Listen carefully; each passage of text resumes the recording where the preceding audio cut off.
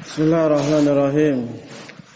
Innal hamdalillah nahmaduhu ta'ala wa nasta'inuhu wa nastaghfiruh wa na'udzu billahi min shururi anfusina wa min sayyiati a'malina. May yahdihillahu fala mudilla lahu wa may yudlil fala hadiya lahu.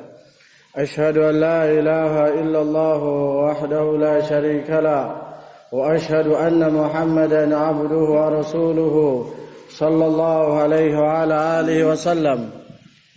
Ya ayyuhalladzina amanu taqullaha haqqa tuqatih wa la tamutunna illa wa antum muslimun.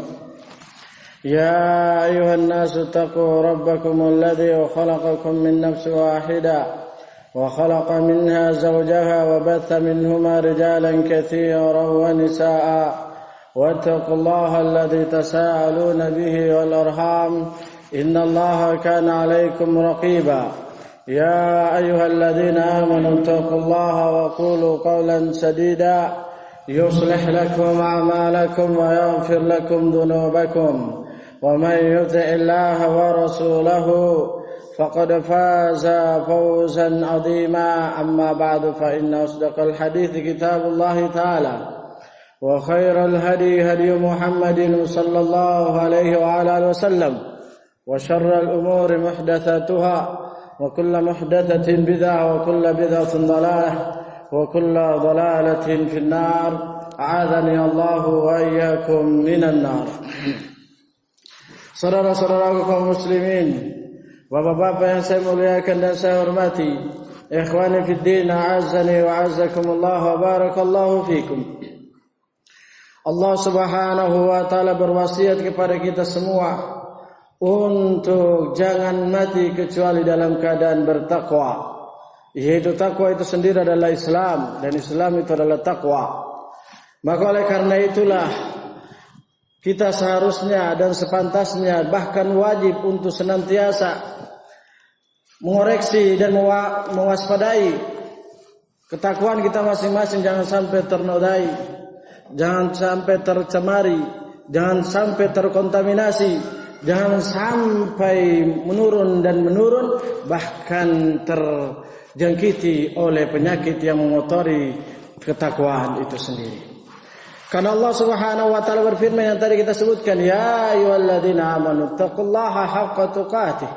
Wahai orang-orang beriman, bertakwalah kalian kepada Allah dengan sebenar-benarnya takwa. Naam. Wala tamutunna illa wa antum muslimun. Jangan kalian mati kecuali dalam keadaan Islam. Maka oleh karena itu, wahai saudaraku kaum muslimin, bapak-bapak yang saya muliakan dan saya hormati, ikhwani fid din, a'azzani wa a'azzakumullah wa barakallahu fikum. Ar-Rasul sallallahu alaihi wa alihi wasallam sebagai makhluk terbaik, hamba Allah yang terbaik, yang Allah Subhanahu wa taala turunkan di permukaan bumi. Allah pun memberikan kepada beliau wasiat itu untuk bertakwa. Maka Allah Subhanahu wa taala menyebutkan kepada beliau bagaimana untuk menjaga ketakwaannya itu. Beliau atau Allah Subhanahu wa taala menyuruh beliau sallallahu alaihi wasallam untuk melakukan 4 poin untuk menjaga ketakwaan itu sendiri. 4 poin ini adalah perkara yang penting untuk menjaga ketakwaan seorang hamba, untuk membuat ketakwaan seorang hamba itu konsisten, untuk ketakwaan seorang hamba itu terus naik. Kalaupun nurun dia bisa bangkit kembali.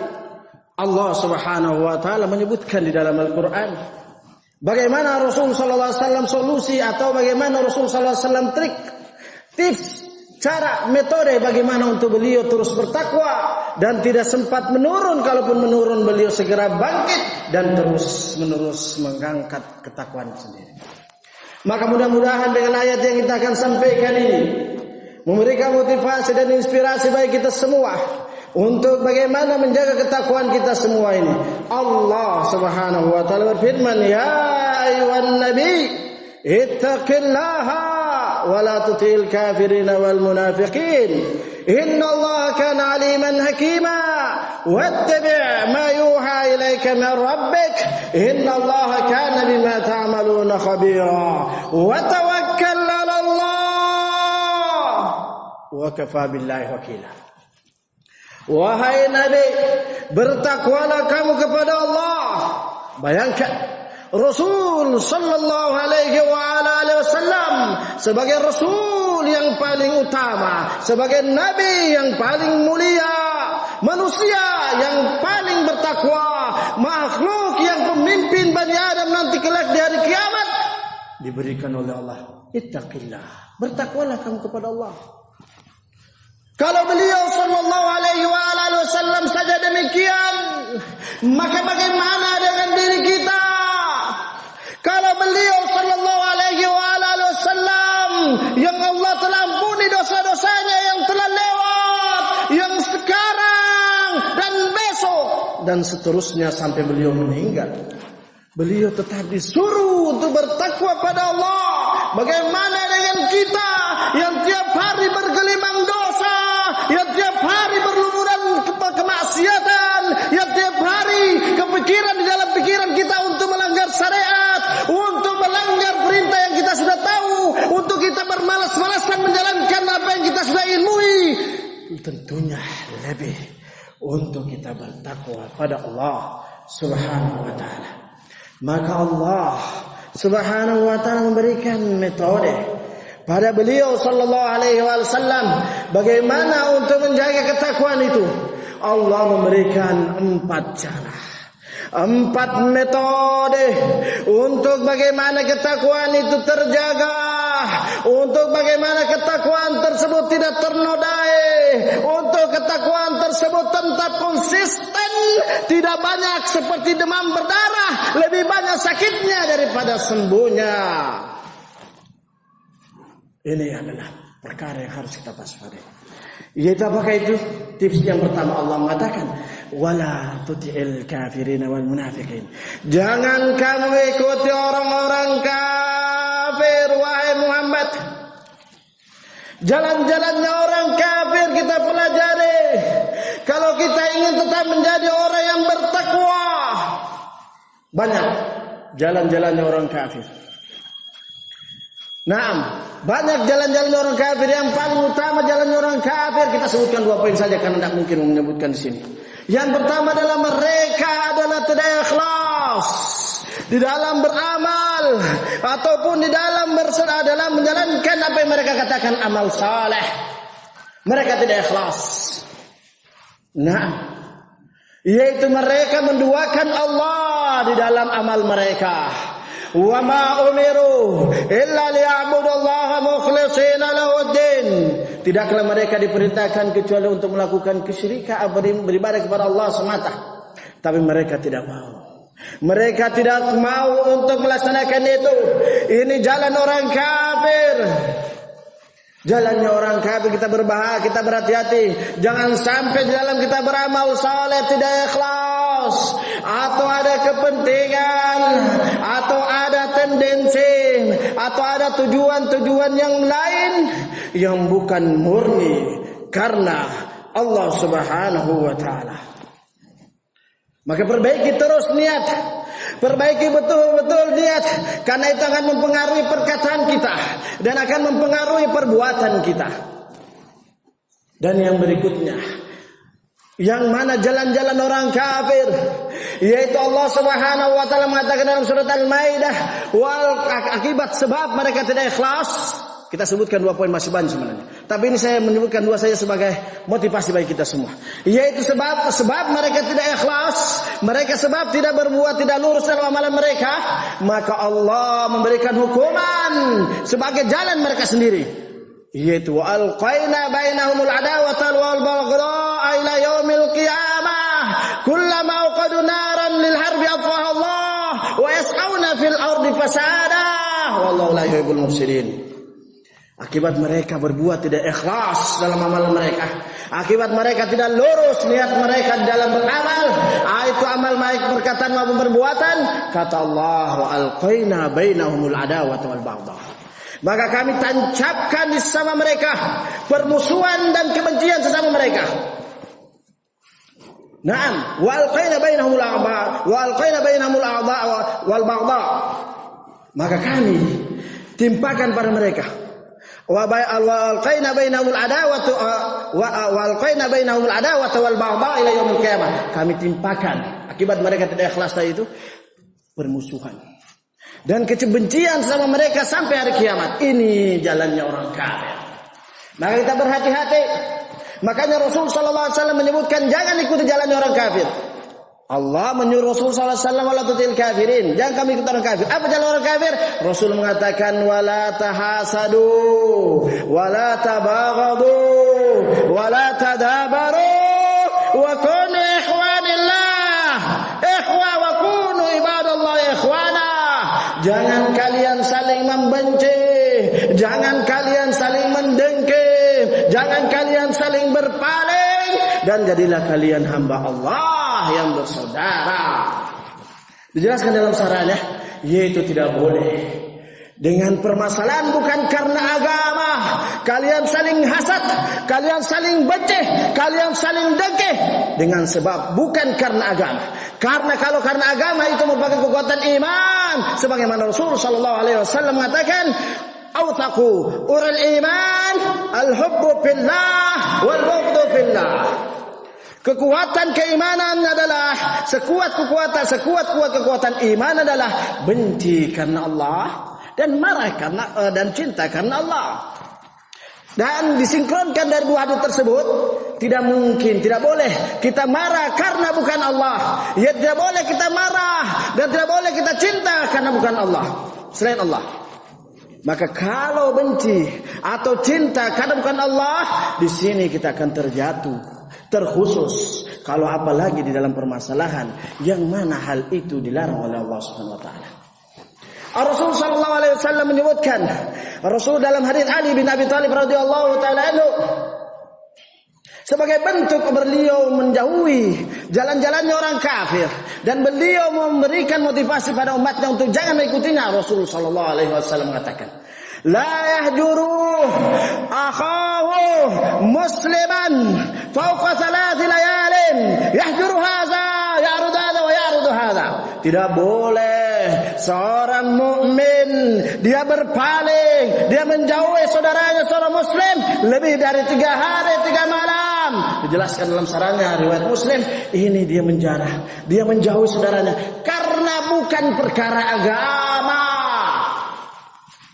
Bukan karena perkara agama, permasalahan yang selain agama, kata Imam Nawawi rahimahullah. Karena kalau permasalahan agama boleh setiap lebih dari 3 hari, 1 tahun, bahkan selama-lamanya. Ini penting untuk dipahami. Tapi kalau perkara selain agama, cuma karena permasalahan dunia tanah atau warisan atau masalah apalah, naam, yang mana tidak ada hubungan dengan dunia, cuma masalah dan agama, cuma salah paham, kemudian dia melakukan lebih dari 3 hari, kata Imam Nawawi, dia terjatuh pada perkara dosa. Lebih dari itu, semakin dia melakukan maka semakin berjalan. Oleh karena itu maka hati-hati kita. La tahasadu wa la tabaghadu wa la tadabaru wa kunu ibadallahi ikhwana. Ini adalah perkataan Rasulullah SAW. Maka ini makna dari tafsir ayat Allah, wala tuti'il kafirin. Jangan kami ikuti orang kafir. Itu tadi tidak ikhlas dalam amalan. Kemudian Allah, mereka saling bermusuhan sama mereka. Bukan karena agama, bukan karena perkara lillahi ta'ala, namun karena permusuhan sesama mereka. Makanya diantara makna Rasul, itu 2 poin. Kita kemudian latihan yang berikutnya, wala tuti'il kafirin wal munafiqin. Jangan kamu juga ikuti orang-orang munafik. Yaitu orang langkahnya orang munafik kita sudah tahu. Apabila berbicara dia dusta, apabila dia berjanji dia ingkar, apabila dia diberi amanah dia khianat, dan masih banyak jalan-jalan yang lain. Maka oleh karena itu, untuk bagaimana kita bisa kuat untuk tetap berjalan di atas ketakwaan Allah Subhanahu wa taala. Pelajari jalan-jalan orang kafir, pelajari jalan-jalan orang munafik. Semakin banyak kita tahu jalan-jalan orang kafir dan kita amalkan, maka ketakwaan kita akan kuat. Begitu pula sebaliknya, begitu pula seterusnya. Semakin banyak kita tahu jalan-jalannya orang munafik, semakin kuat kita di dalam dan kita menjauhi jalan-jalan tersebut, semakin kuat ketakwaan kita.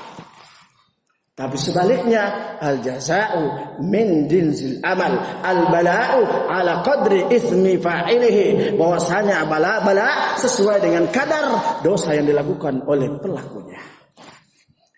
Kemudian yang berikutnya, Allah Subhanahu wa taala mengatakan poin yang ketiga untuk menguatkan ketakwaan seorang hamba, yaitu Allah mengatakan, "Na'am wa wattabi ma yuha ilaika min rabbik. Innallaha kana bima ta'maluna khabira." Ikutilah apa yang diwahyukan bagimu wahai Muhammad, yang diwahyukan kepada wahai Muhammad, yaitu apa yang Allah perintahkan padamu lakukan, apa yang Allah larangkan jauhi, maka itu kamu akan semakin kuat di dalam ketakwaan. Maka semakin banyak kita tahu dari Al-Quran dan Sunnah, dari ilmu ini yang kita amalkan, semakin banyak dan semakin kuat ketakwaan kita. Semakin menurun, semakin kurang, semakin minim, maka sekali lagi al-jaza'u min jinsil amal. Maka inilah yang mempengaruhi ketakwaan kita. Maka mari kita muhasabah diri kita masing-masing, karena ketakwaan itu adalah mempengaruhinya besar. Karena ketakwaan itu mempengaruhi perkataan dan perbuatan. Oleh karena itu, maka marilah kita apa yang sudah kita tahu dari ilmu Al-Quran dan Sunnah amalkan. Karena itu inti dari Allah mengutus Rasulullah Sallallahu Alaihi Wasallam. Itu inti dari Rasul, atau itu inti dari Allah Subhanahu wa taala menciptakan makhluk. Wa ma khalaqatul jinna wal insa illa liya'budun, untuk mereka beramal. Maka oleh karena itulah apa yang kita tahu dari agama ini amalkan. Dan tidak akan mungkin kita bisa amalkan kalau kita tidak menuntut ilmu. Karena tidak akan mungkin kita semakin semangat di dalam mengamalkannya kalau kita tidak memiliki semangat untuk mempelajarinya. Karena amal itu sangat berkaitan erat dengan ilmu. Dan ilmu itu sangat berkaitan erat dengan dituntut, dengan dipelajari, dengan dipahami, dan dibutuh oleh orang yang membimbing kita.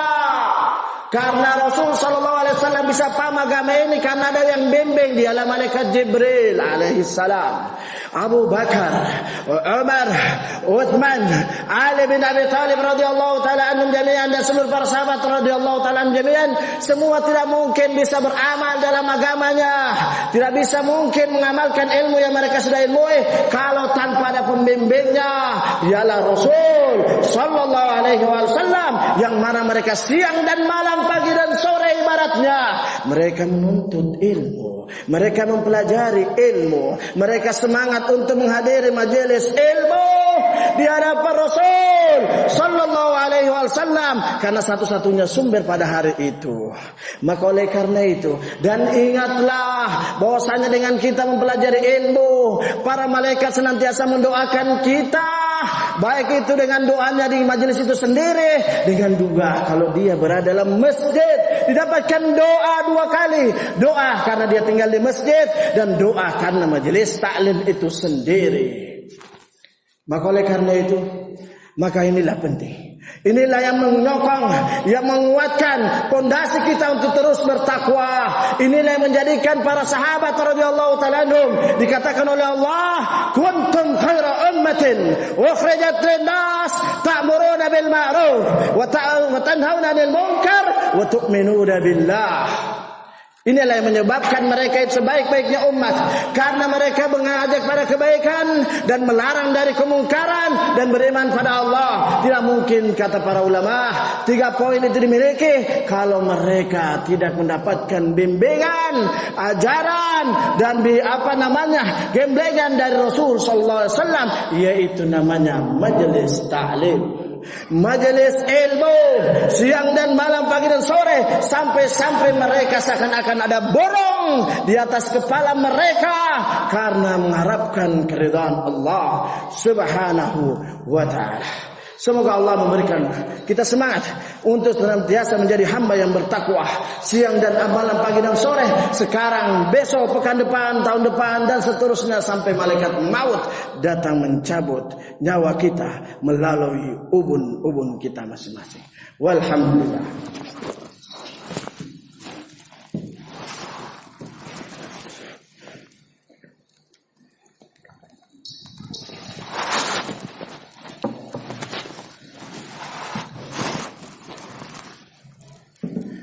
Bismillah, walhamdulillah, wassalatu wassalamu ala rasulillah wa ala alihi wa sahbihi wa man tabi'ahum bi ihsanin ila yaumiddin, amma ba'd. Saudara-saudaraku kaum muslimin, bapak-bapak yang saya muliakan dan saya hormati, ikhwani fid din, a'azzani wa a'azzakumullah wa barakallahu fikum. Poin yang terakhir yang Allah Subhanahu wa ta'ala menyuruh hambanya yang paling mulia, yang paling bertakwa, yang paling spesial. Nah, trik atau metode yang keempat, bagaimana untuk menjaga ketakwaannya terus konsisten, terus bahkan meningkat. Poin yang keempat ini, yaitu Allah menyuruh beliau, wa tawakkal 'ala Allah wa kafa billahi wakila. Bertawakallah kamu kepada Allah wahai Muhammad, dan cukuplah Allah sebagai wakil penolong. Dijelaskan di dalam tafsirnya, yaitu setelah kamu melakukan tadi 3 poin sebelumnya dan kamu semangat terus dalam 3 poin itu, maka serahkan pada Allah. Setelah kamu berupaya semaksimal mungkin untuk tidak menaati orang-orang kafir dan jalan-jalannya, untuk tidak terpengaruh dengan orang munafik dan metode-metodenya, dan kamu semangat untuk mengikuti apa yang diwahyukan padamu, maka tawakallah kepada Allah. Apa maksud tawakal di sini? Kata ahli tafsir, yaitu kamu banyak berdoa kepada Allah Subhanahu wa ta'ala. Karena intinya tawakal adalah berdoa kepada Allah Subhanahu wa ta'ala.